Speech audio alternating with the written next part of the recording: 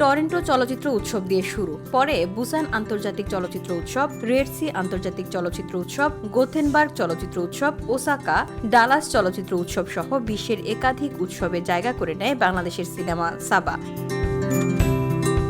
তবে এবার সিনেমাটির প্রতিনিধি হয়ে অভিনেত্রী হিসেবে প্রতিযোগিতা শুরু করতে যাচ্ছেন কেন্দ্রীয় চরিত্রে অভিনয় করা মেহজাবিন চৌধুরী। জানা গেছে, যুক্তরাজ্যের ৩৩তম রেইন ড্যান্স চলচ্চিত্র উৎসবে সেরা অভিনেত্রী হিসেবে মনোনয়ন পেয়েছেন মেহজাবিন। রেইন ড্যান্স উৎসবের ওয়েবসাইট থেকে জানা যায়, সাবা ন্যারেটিভ ফিচার বিভাগে প্রদর্শিত হবে।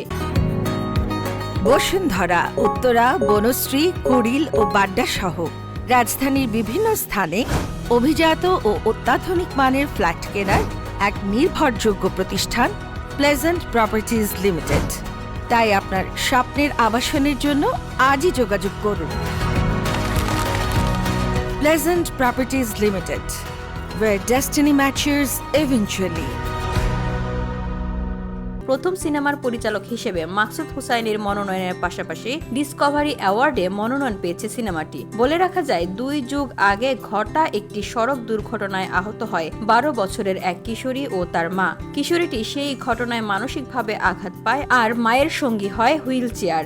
এই দুর্ঘটনা পরবর্তী পরিস্থিতি নিয়ে নির্মিত হয়েছে সিনেমাটি। সাবা সিনেমাটির দৈর্ঘ্য 90 মিনিট, যেখানে নাম ভূমিকায় রয়েছেন মেহজাবিন। এতে আরও অভিনয় করেছেন রোকেয়া প্রাচী ও মুস্তফা মনোয়ার। এটি বিশ্বের বিভিন্ন উৎসবে প্রদর্শিত হলেও এখনও দেশের প্রেক্ষাগৃহে মুক্তি পায়নি। VOD Bangla news desk.